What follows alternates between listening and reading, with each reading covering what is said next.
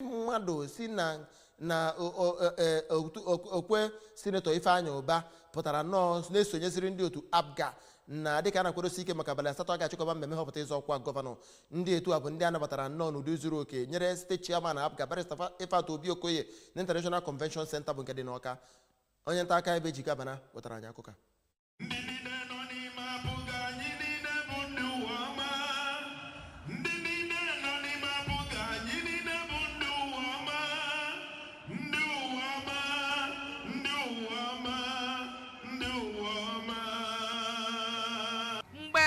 Bata ndị ahụ na otu APGA ka gọvanọ Chukwuma Soludo kọwara otu APGA dịka nnukwu ụlọ ma rotechesia ya bụ mmekọrịta ya na Senetọ Ifeanyi Ubah nwụrụ anwụ mere ma yọnya mgbagharụ na esimesịa ya omume na ya bụ pati n'arọ 2019. Gọvanọ gara n'iru ma sị na ọchịchị ya bụ ọchịchị nke nwere otu ihe nya gbadoro ụkwụ nke a na-akpọ otu Anambra steeti, otu ndị mmadụ na otu nchekwube, na ọ bụ n'ebe ahụ nke agbakwasịrị ụkwụ wee na-eweta mmepe tọrọ atọ na Anambra steeti ma sịkwazịa n'otu APGA bụ ụgbọ nke na-aga aga ma nwekwazịa mmepe tọrọ atọ ọ mịtara dịka mkpụrụ ma yọọ ndị mmadụ ka agbakọta ọnụ hụ na ihe na-aga nke ọma. Onye isi ndị otu ahụ bụ Maazị Carmen Chuks Ogbonna sịrị na ya bụ ije ha zọpụrụ bụ nke ha ji wee kpọkuo ndị ọbụla nọ n'otu dị iche iche ka ha gbakọta ọnụ ma donyere otu APGA ukwu ma na-akọwazi ya dịka ọmụmụ nke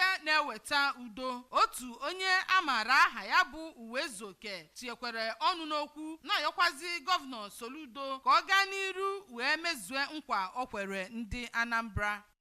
His Excellency Jisike nkwa ikwere Anambra steeti bụ na hesi bụ gọvanọ na ị ga-eme Anambra ọ bụrụ gịnị Taiwan Dubai ọbịa ekene Jisike anyị kwụrụ na azụtụ fọ